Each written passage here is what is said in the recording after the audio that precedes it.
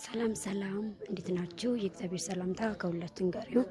ያው እንግዲህ ያለሁት አሁን ጉራጌ ዞን አካባቢ ቅዱስ ክርስቶስ ሰምራ አካባቢ ነኝ ያለሁትና የቅዱስ ክርስቶስ ሰምራ ቤተ መቅደስ ያው በዚህ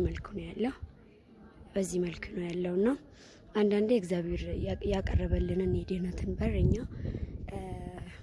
ብዙ ነገሮችን እያሟላን ብንጠቀምበት መልካም ብዬ ነው የማስበውና ከሚገባ በላይ ያው እንደ ነገርኳችሁ ከዚህ በፊትም ትልቁ ቃል ኪዳን እዚህ ግቢ ታድሶ የሚባል ነገር በህይወታችን አይሰራም ማለት ነው።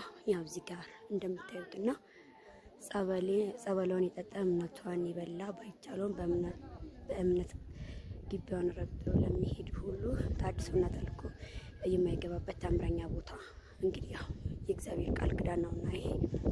ስለዚህ እዚህ ቦታ ሁላችንም ረግጠን ካለብን ደዌ ካለብን ችግር እንድንፈወስ የእግዚአብሔር መልካም ፍቃድ ይሁን።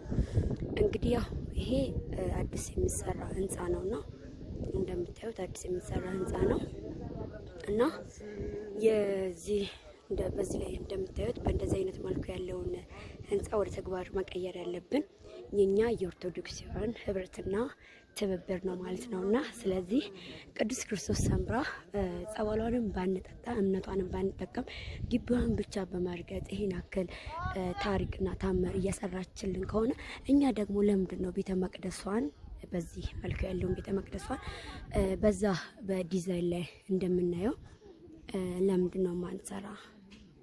ለምን በዚህ መልኩ ቤተ መቅደሷን አናንጽም? እና ሁላችሁም ያው እስቲ ራሳችንን ጥያቄ እንጠይቅበትና እዚህ ቦታ ለመርገጥና የእግዚአብሔርን ድንቅ ስራ ለመመስከር እግዚአብሔር ሁላችንም ይርዳን። አመሰግናለሁ።